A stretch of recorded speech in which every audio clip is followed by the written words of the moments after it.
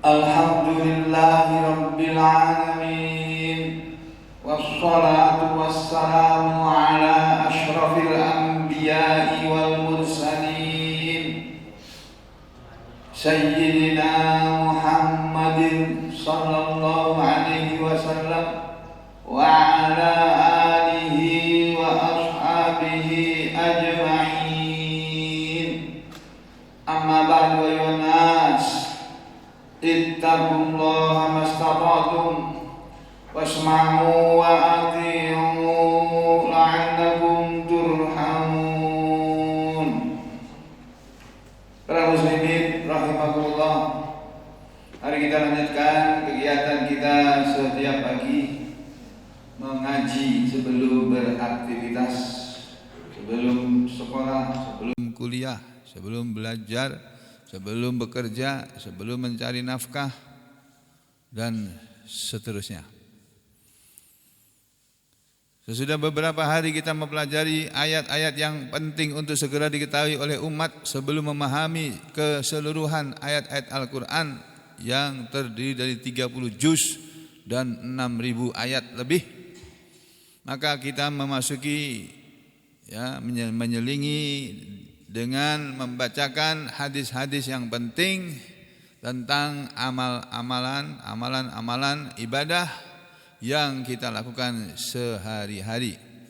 Sudah dibacakan pada pertemuan pertama tentang amalan ibadah bersuci, berwudu. Itu baru pertemuan pertama. Jadi nanti judulnya Mas Syahid pertemuan pertama tentang kitab Taharah. Nanti ada pertemuan kedua, ketiga, dan seterusnya. Nah, kita beralih masalah lain. Pertemuan pertama tentang ibadah seputar jenazah, mengurus jenazah, atau kitab tentang janaiz, Kitabul Janaiz, yang kemarin sudah dibacakan amalan-amalan penting tentang menghadapi dan mengurus jenazah dari Kitabul Janaiz, Kitabul Janaiz min Bulughil Maram. Kitab tentang jenazah dari kitab hadis Bulughul Maram, yang terdiri dari banyak hadis yang sudah kita baca kemarin. Adalah pertama, sebelum kita mati, kita diajari oleh Islam ini melalui Nabi Muhammad sallallahu alaihi wasallam agar banyak-banyak ingat mati. Banyak-banyak ingat mati. Nah, seperti hadis yang sudah disampaikan kemarin ini ya. Qala Rasulullah sallallahu alaihi wasallam, aktsiru dzikra hadzimil ladzat al maut.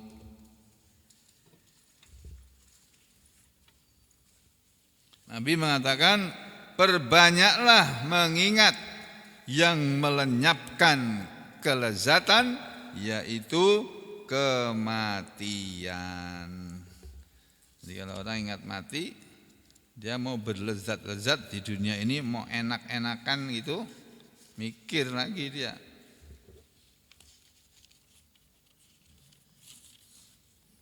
Mikir dulu dia.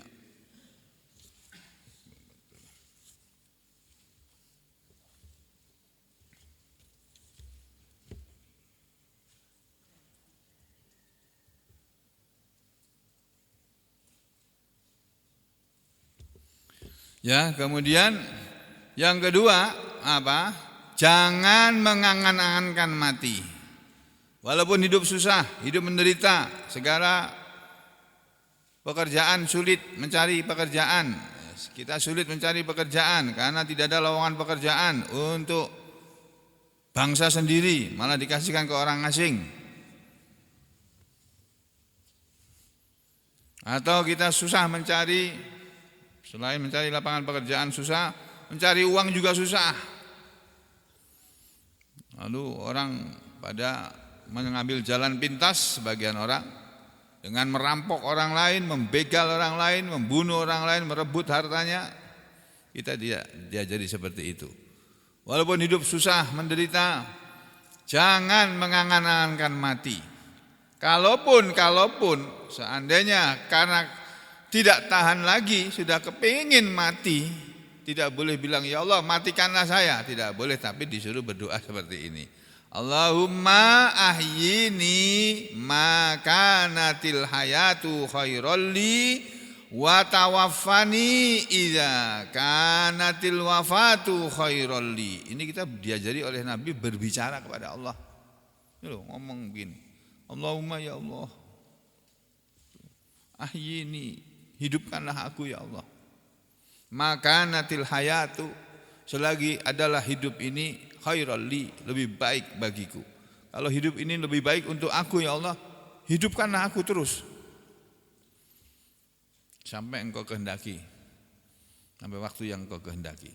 Wa tawaffani, dan wafatkanlah aku saja ya Allah. Idza kanatil wafat, apabila adalah wafat itu, kematian itu khairal li, adalah lebih baik bagiku. Jadi bolehnya ngomong begitu, berdoa seperti itu, bisik-bisik sama Allah. Jadi saudara, kita diajari oleh Rasulullah SAW minta hidup, kalau hidup itu lebih baik buat kita. Tapi kalau mati itu lebih baik buat kita, minta kepada Allah dimatiin saja. Ya, karena hidup dan mati ada di tangan Allah. Yang ketiga, Nabi memberitahu kita bahwa tanda orang yang beriman itu ketika meninggal dunia ada keringat di dahinya. Ada keringat pada dahi. Ada keringat di dahi. Gimana lagi? Salah ini. Ada keringat di dahi orang yang beriman. Keringat di dahi orang beriman, ya.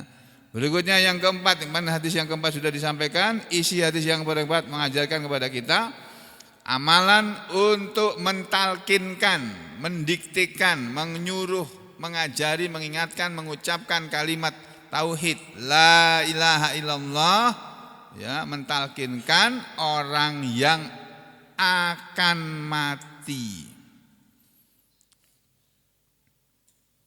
Ya, kalau orang sudah mati kan Allahu a'lam, ya, enggak bisa diajak. Kita ngajar orang mati kan enggak bisa. Bilang la ilaha illallah, kan enggak bisa. Orangnya itu loh, sudah meninggal ya. Nah, makanya dulu waktu saya mengaji hadis ini, guru kami mengartikannya, ya. Qala telah bersabda Rasulullah sallallahu alaihi wasallam, lakinu mautakum, talkinkanlah orang-orang yang akan mati, yang sudah didatangi malaikat maut. Ada ciri-cirinya orang yang akan mati. Nah, talkinkanlah orang-orang yang akan mati di antara kalian. Yang ditalkinkan apa? Bukan merdeka, bukan begitu, Pak. Tapi la ilaha illallah. Bukan Nusantara bersatu, bukan. Enggak usah Nusantara bersatu, dari dulu Nusantara udah bersatu kok. Makanya untuk acara Nusantara bersatu menghabiskan biaya 100 M. Pastikan orang Sampit 100 M ini, senang banget itu orang Sampit. Masyarakat ekonomi lemah. Karena orang enggak ngerti agama, ya kayak gitu kelakuannya. Makanya sampean belajar agama, ajari anak-anak sampean agama. Nanti kalau jadi presiden yang baik, yang didoakan oleh rakyatnya dengan doa yang baik, dan dia akan masuk surga duluan daripada rakyatnya. Jangan menjadi presiden yang kalau mati jangankan masuk surga, baunya surga saja enggak dapat. Ada kata Nabi, pemimpin yang nanti di surga dia baunya surga aja enggak dapat, apalagi surganya. Ya, jadi ajari anak-anak kita agama ini dengan sungguh-sungguh. Kalau enggak punya anak gimana? Ya ajari keponakan-keponakan kamu agama ini. Jangan cuma diajari bisnis, jangan. Ajari agama, suruh pedalam agama. Karena agama itu yang akan menyelamatkan mereka di dunianya sampai di akhirat. Ya, kalau Yang penting kita ajari mereka, kita kasih tahu, ingatkan. Ini yang keempat. Hadis yang kelima kemarin sudah dibacakan. Amalan berikutnya yang harus kita lakukan ketika berhadapan atau mengurus orang mati adalah membacakan surat Yasin di dekat orang yang akan mati. Saya kasih kurung. Karena ada sebagian orang disampit ini dan di banyak tempat di Indonesia ini surat Yasin itu dibacakan malah kepada orang yang sudah mati, Pak. Sudah mati terus dibacakan.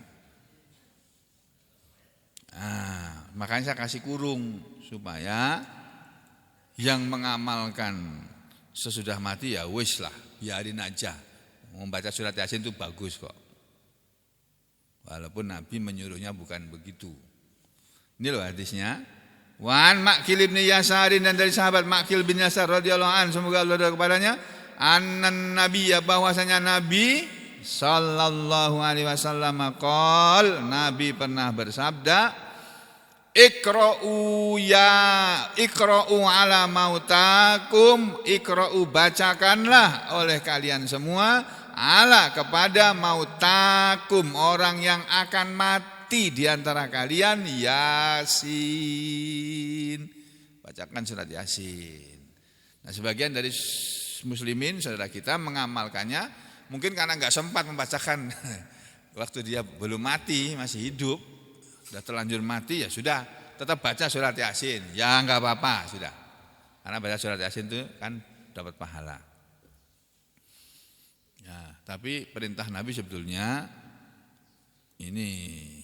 Sehingga ada lagi sebagian di antara muslim ini berpendapat, kenapa orang enggak mati-mati ya, supaya cepat mati bacakan Yasin aja gitu. Ada loh sebagian masyarakat kita berprasangka seperti itu. Ini orang kok enggak mati-mati ya, Bang. Ini enggak mati-mati kan dipakai jimat. Jimatnya diambil supaya dia cepat mati. Itu. Ada yang begitu, Pak. Nah, yang masang jimat dulu siapa? Jadi dukunnya sudah enggak tahu di mana dukunnya yang ngasih jimat. Ngasih susu. Pasang susu. Saya punya pasien itu banyak, Pak, yang pakai susu. Ketahuan waktu di ronsen kepalanya. Sakit kepala terus. Di ronsen, loh, sampai nih di dalam kepala sampai itu banyak susunya loh.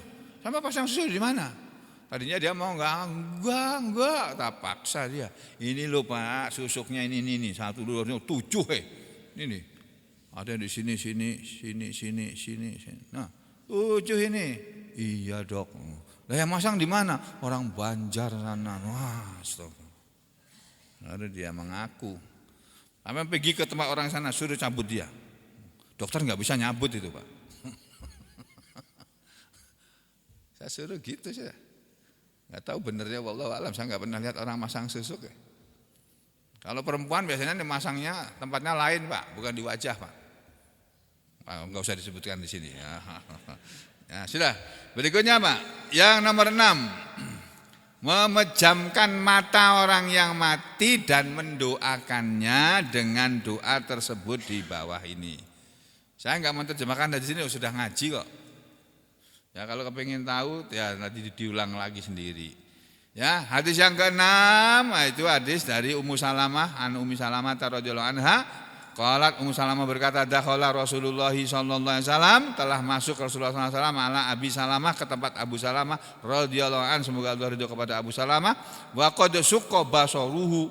Padahal waktu itu waktu Nabi datang, suqqa, telah terbelalak, basaruhu, mata beliau. Fa'aghmadahu, lalu Nabi memejamkan mata Abu Salamah. Jadi memejamkan mata orang yang udah meninggal, udah mati. Ya, dan mendoakannya dengan doa yang sudah diajarkan oleh Nabi, doa seperti tersebut di bawah. Nabi memejamkannya, tsumma qala, kemudian Nabi berkata kepada orang yang ada di sekitarnya. Kenapa orang mati terbelalak matanya? Nabi mengatakan, innar ruha, sesungguhnya ruh itu idza kubido, ketika dicabut, ittaba'ahu, mengiringi ruh itu tadi al-basaru, pandangan mata. Ketika Nabi bilang sudah meninggal, wadajja nasun min ahli, maka berteriaklah, menangis orang-orang dari keluarga Abu Salamah. Faqala, lalu Nabi bersabda, ya, awas ya, kamu menangis boleh aja menangis. Tapi la tad'u ala anfusikum, janganlah kalian mendoakan atas diri kalian sendiri illa bi khairin, kecuali dengan doa yang baik. Jangan mengucapkan kata-kata terhadap dirimu kecuali dengan ucapan yang baik. Itu. Fa innal malaikata, karena sesungguhnya para malaikat itu tu'aminu, mengaminkan ala kepada atas matakuluna, apa yang kalian ucapkan. Kalau di dekat orang mati, di dekat orang sakit, jangan mengatakan yang jelek-jelek tentang sakitnya atau tentang kematiannya. Karena malaikat mengaminkannya. Jadi dilarang mengucapkan kata-kata yang tidak baik. Apalagi untuk diri sendiri, apalagi untuk keluarga sendiri. Tsumma qala, kemudian Nabi berdoa, mendoakan orang yang sudah mati tadi setelah dipejamkan matanya, beliau mendoakan dengan doa seperti ini. Ya, ini yang sampai napalkan nih, nanti saya share ke HP sampean, ke grup ya. Ini doanya. Allahumma ighfir li Abi Salamah, tapi Abi Salamahnya diganti. Ini kalau yang mati namanya Abu Salamah, ya Allahumma ighfir li Abi Salamah. Kalau yang mati di sini orangnya namanya Abu. Seperti saya misalnya Abu Amah As-Soloi. Ya, Allahumma ighfir li Abi Amah As-Solowi. Tapi saya enggak punya nama itu ya. Namanya Ahmad Sugeng itu. Ahmad Sugeng, bukan Sugeng, Pak. Kalau di sini enggak bisa bilang Sugeng, bisanya Sugeng. Ya enggak apa-apa, maksudnya sama kok. Cuma lafalnya beda. Ya, Allahumma ighfirli. Sebut namanya, warfa darajatahu fil mahdiyyin, wafsah lahu fi qabrih. Wa nawwil lahu fi qabrih, atau wa nawwil lahu fi wakhlufhu fi aqibih. Nah, ini ya, dihafalkan ini. Hadis ini sahih, rawahu Muslim. Berikutnya yang ketujuh, ketika ada orang meninggal dunia, kita diajari oleh Islam untuk menyelimuti orang yang sudah meninggal atau sudah mati. Ini dalilnya. Wa ana Aisyah, dari Aisyah radhiyallahu anha, anna, bahwasanya Rasulullah sallallahu alaihi wasallam, kata Aisyah, hina tufiya, ketika telah diwafatkan, ketika Rasulullah sallallahu alaihi wasallam telah diwafatkan, sujia, beliau diselimuti, ya, ditutupi.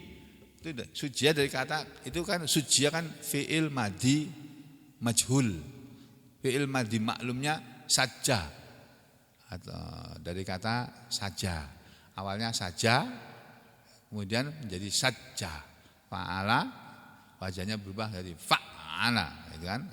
Nah, itu kalau saja itu menutupi. Walaili idza saja, ya ada tuh ayat itu seperti itu ya. Wadduha walaili idza saja, gitu ya? Iya betul. Iya enggak? Wadduha walaili idza saja. Wadduha, demi waktu duha, walaili, demi waktu malam, idza saja, apabila telah menutup, telah gelap, malam telah menutup siang. Nah, saja menutupkan, menyelimuti, maksudnya menutupkan selimut. Sujia itu diselimuti. Tadi aku lihat sini apa?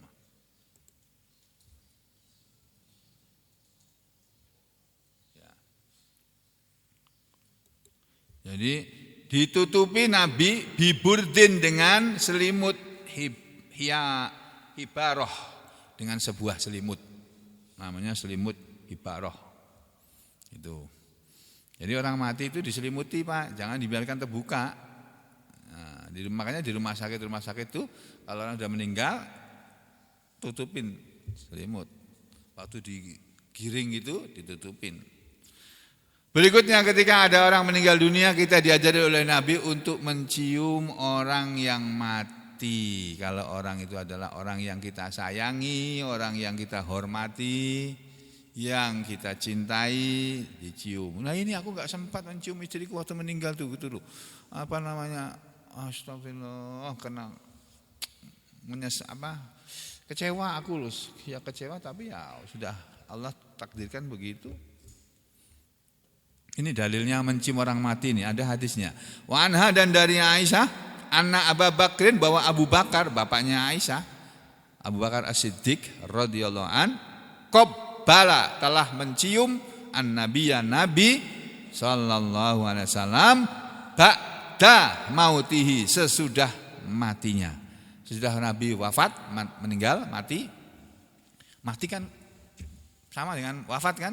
Meninggal, ya sama aja. Ini bahasa Arabnya mati kok. Ya kita baca mati gitu aja.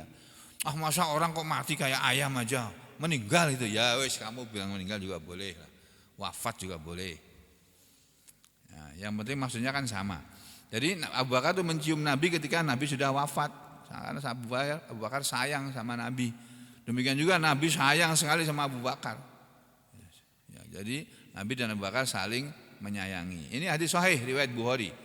Ya, yang terakhir Pak, nomor 9, yang kita lakukan ketika kita menyaksikan orang mati, apalagi itu kerabat kita sendiri, tugas kita, amalan kita adalah melunasi hutang orang yang sudah mati. Ini penting ini Pak.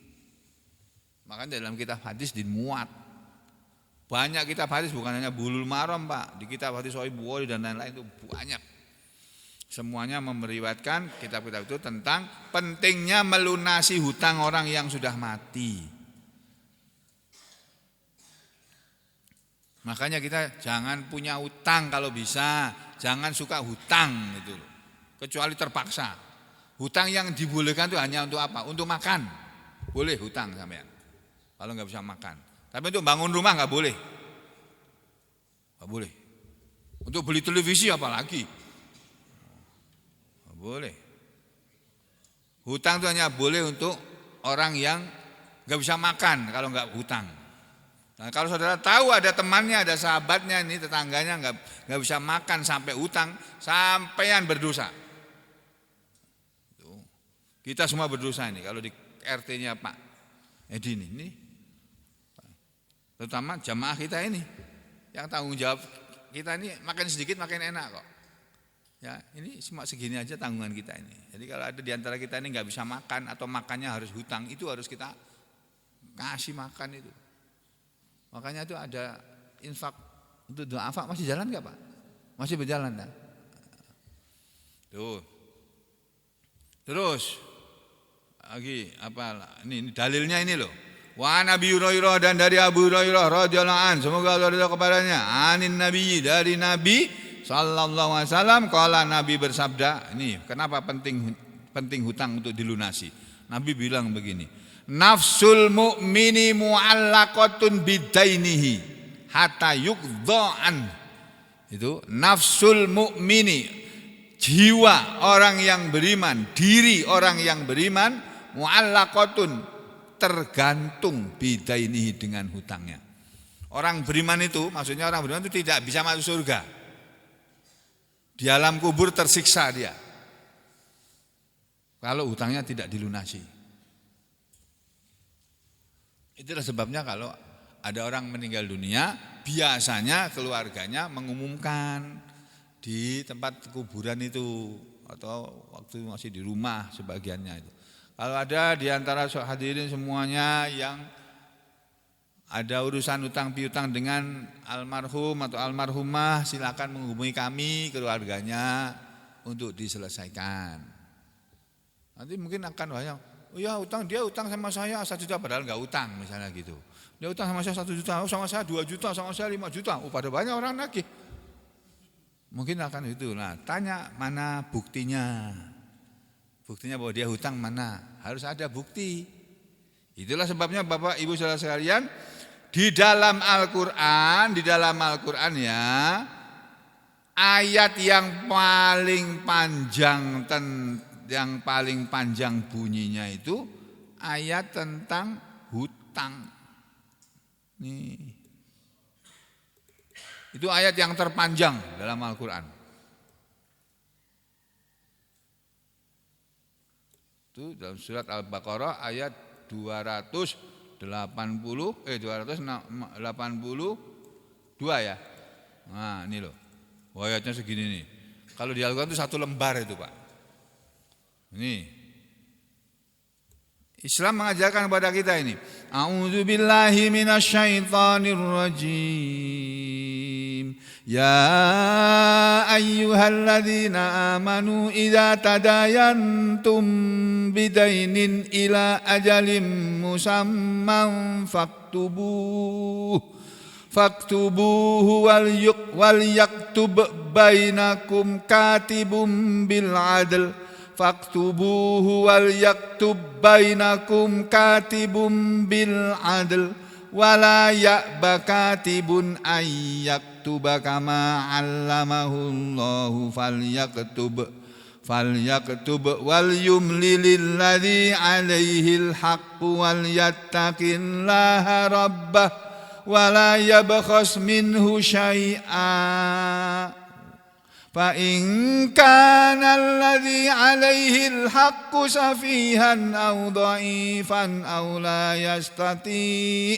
أو لا يستطيع أن يمل هو فليملل وليه بالعدل واستشهدوا شهيدين من رجالكم فإن لم يكونا رجلين فرجل وامرأتان ممن ترضون من الشهداء أن تضل إحداهما فتذكر إحداهما الأخرى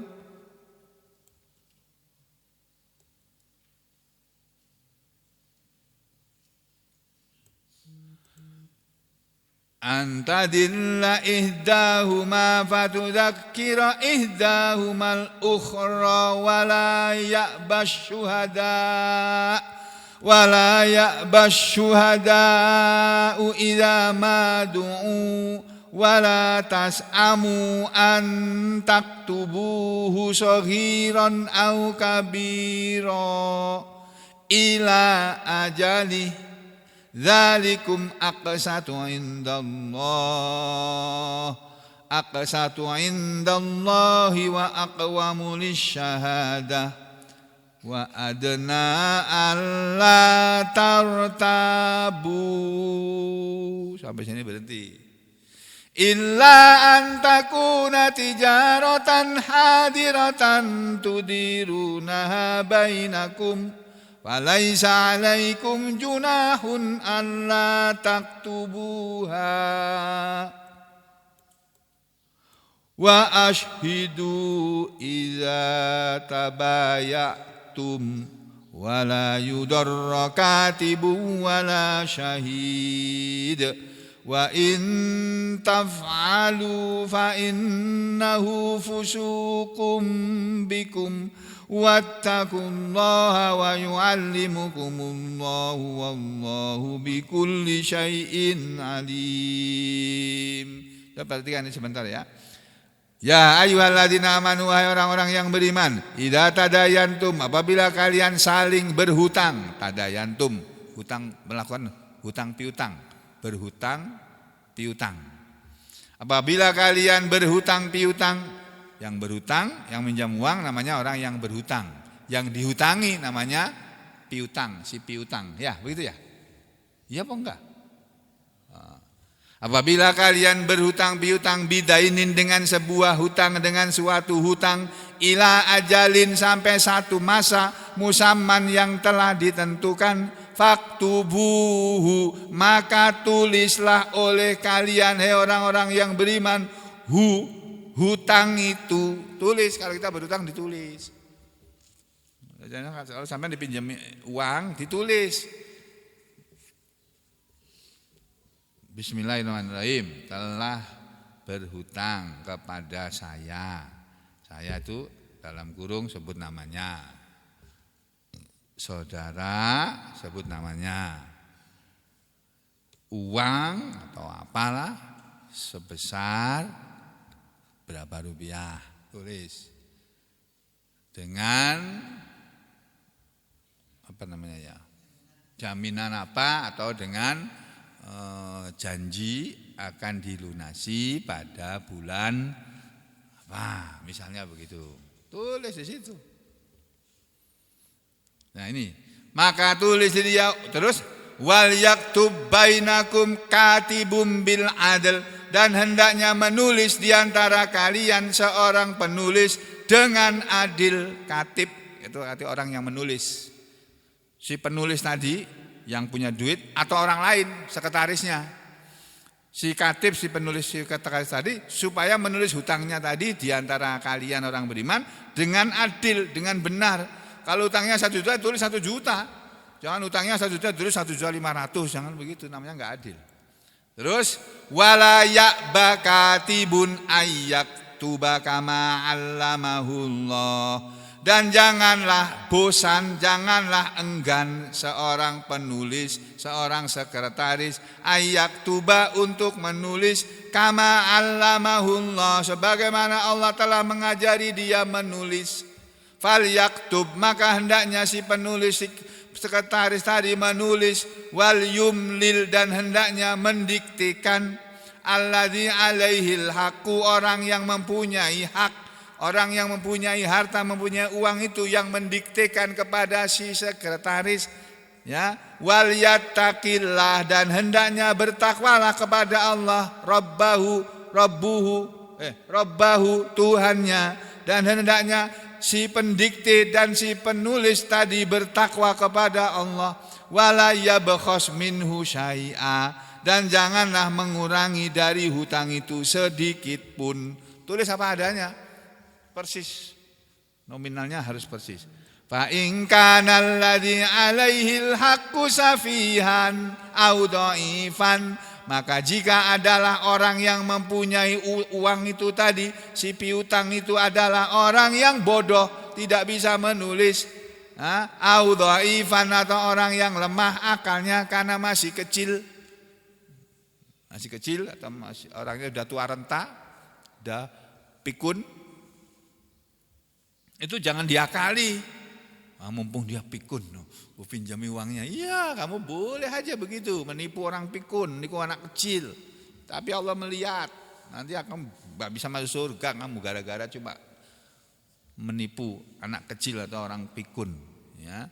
Makanya Allah bikin aturan. Kalau orang yang mempunyai harta tadi masih adalah orang yang bodoh atau orang yang lemah, aula yastati'u, atau dia tidak mampu, ayyumillah, untuk mendiktekan huwa, si dia ini, falyumlil waliyuhu bil adl, maka walinya lah yang mendiktekan dengan cara yang adil.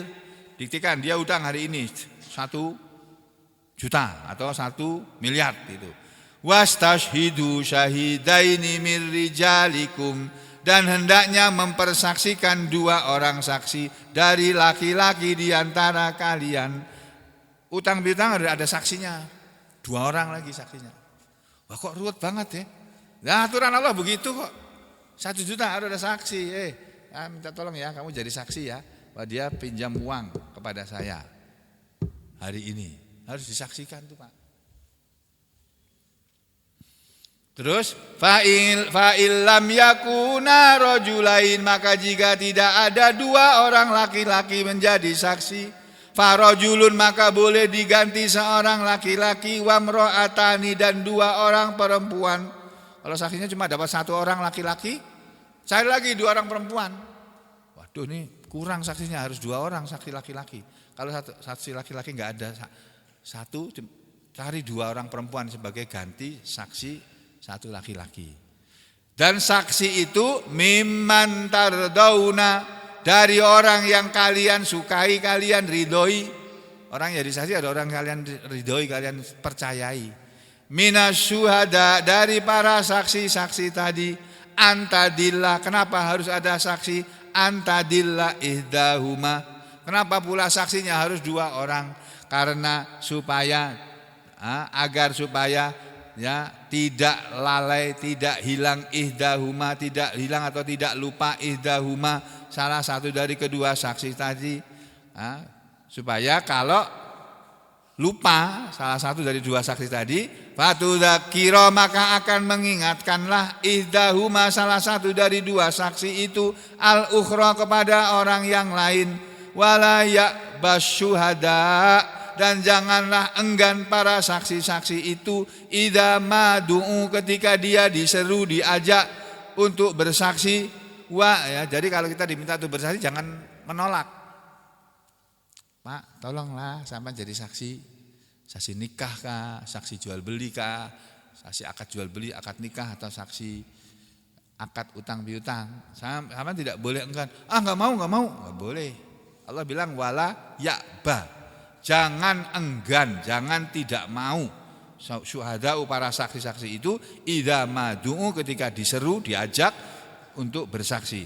Kemudian Allah juga berpesan, wala tas'amu, dan janganlah kalian bosan antak tubuhu, untuk menuliskan hutang itu, sohiron, baik hutang itu kecil, au kabiron, atau apalagi hutang itu besar, ila ajalih, ditulis sampai masanya kapan akan dilunasi.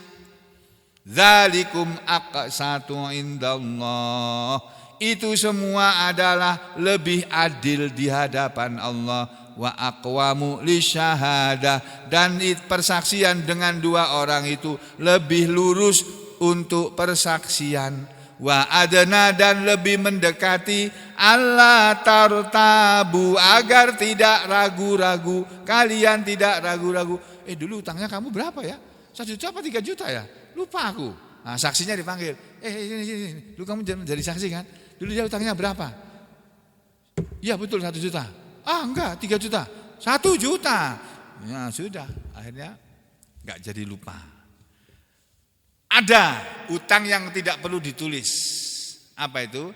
Illa, kecuali an, bahwasanya takuna adalah hutang itu tadi tijarotan, berupa harta perdagangan, hadirotan, yang hadir, yang ada, yang tudirunah, kalian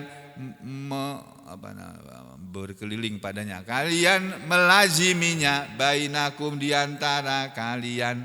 Jadi kalau utang itu adalah utang dalam perniagaan yang kalian biasa melakukannya, ya, bainakum, diantara kalian, falaisa alaikum junahun alla taktubuha, maka tidak ada atas kalian dosa bahwa kalian tidak menuliskannya.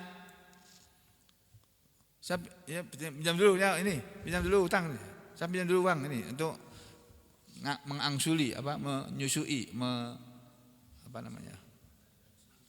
Kalau orang jual beli, kita kembaliin uangnya itu loh. Kita enggak punya uang, kita pinjam tetangga sebelah. Nah, pinjam dulu uangnya. Itu enggak usah ditulis, enggak apa-apa. Kalau ditulis ruwet ini, apalagi panggil uang saksi lagi 2 orang, ruwet ini. Allah tahu kayak begitu itu, enggak usah ditulis, enggak apa-apa. Tuh dirunah, kalian biasa menjalaninya. Pinjam dulu uangmu, pinjam. Ya, nanti saya kembalikan. Enggak apa-apa, enggak ditulis. Ya. Asal uangnya bukan uang kecil, Pak. Bukan uang besar, uang kecil aja. Angsuran kan uang kecil, Pak, ya. Angsuran 100.000 kan jarang, Pak, ya. Nah, wa ashidu, dan tetap persaksikanlah, idza tabayatum, apabila kalian berjual beli. Jual beli juga begitu, harus ada saksi. Bahwa rumah ini sudah ku beli, saksinya mana? Itu loh, itu sama itu, tangga ini sama tangga ini, saksinya. Wala yudorra katibu wala syahid, dan janganlah diberatkan seorang penulis, seorang sekretaris, wala syahid, dan jangan pula seorang saksi. Jadi kalau orang diminta jadi saksi, jangan dipaksa. Allah bilang kepada yang melakukan jual beli atau hutang piutang, jangan memaksa orang untuk jadi saksi kepada orang tadi. Nah, orang yang diminta jadi saksi dibilang oleh Allah, wala ya'ba syuhada'u idza madu'u. Kalau orang yang diminta jadi saksi jangan enggan. Orang yang diminta jadi saksi jangan enggan untuk jadi saksi. Yang menyuruh orang untuk jadi saksi jangan memaksa orang jadi saksi.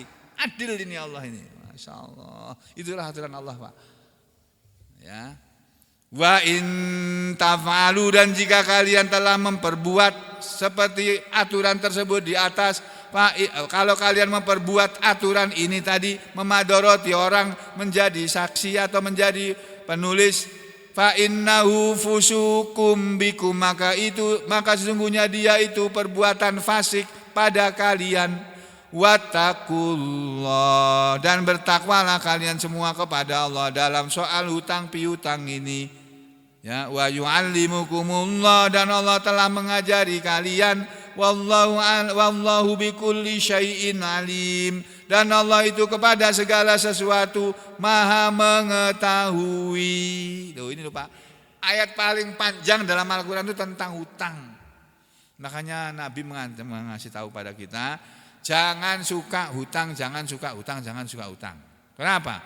Karena orang kalau berhutang itu cenderung berbohong.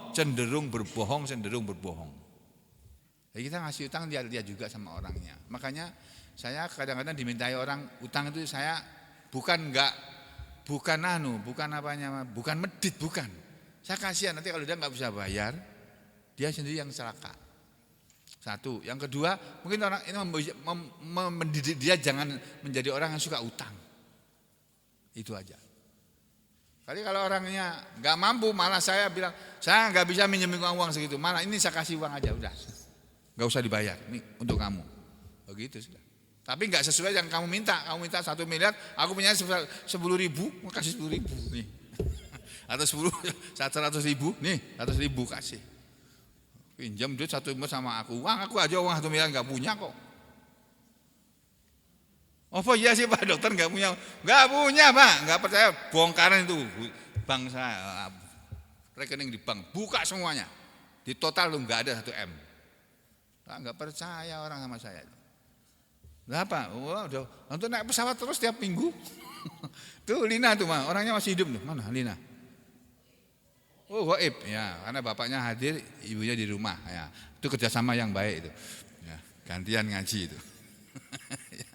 Jadi Lina itu, ini istrinya Pak Edi loh.